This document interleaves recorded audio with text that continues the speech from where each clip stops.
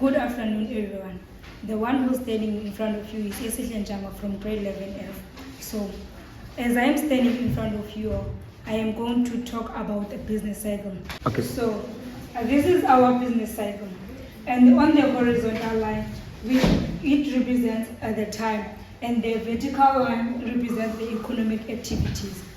So, here, from the start of our business cycle, we have the recovery and the prosperity phase. So, in the recovery and prosperity phase, the business confidence increases, and there is increased spending by firms and households, and the employment levels increases, and that causes the increase in production because people will demand more on goods and services.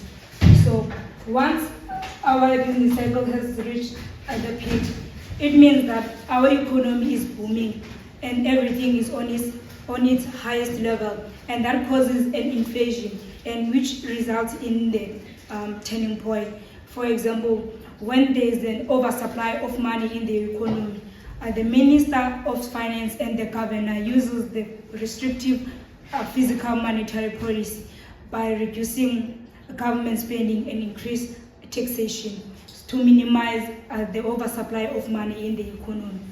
And on the bank side, the central bank, which is known as the South African Reserve Bank, increases the repo rate, making it difficult for the financial institutions, which are Capitec, Nedbank, to borrow money on it. And that makes the financial institutions to also increase their interest rate, making it impossible for the households and businesses to borrow money, and that will result in decrease in spending of households. So once the peak has been reached, the construction phase starts. So on the recession and depression, things in our economy are looking bad.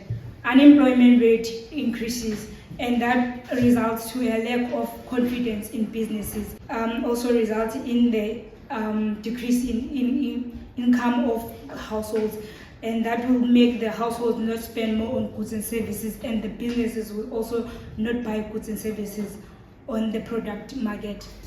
So here on the chart, this is our lowest turning point, which means that our economy is not growing. It's on its lowest level.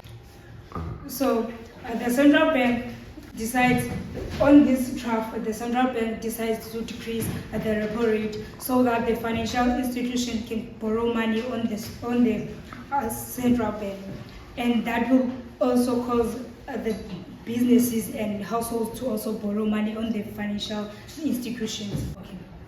So the Minister of Finance and the Governor uses the expansionary fiscal monetary policy by increasing the government spending and reduces taxation to boost economic activities.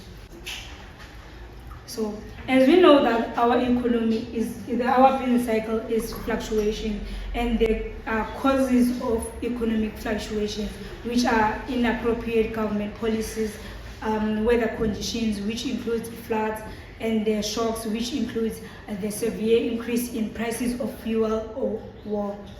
So our economy, in our business cycle, we have this line, which is known as the trend line, and it shows us the direction of our economy. And if our slope is an upward sloping curve, it means that our economy is growing. And if it is the downward sloping curve, then it means our economy is not growing. It is in the negative side.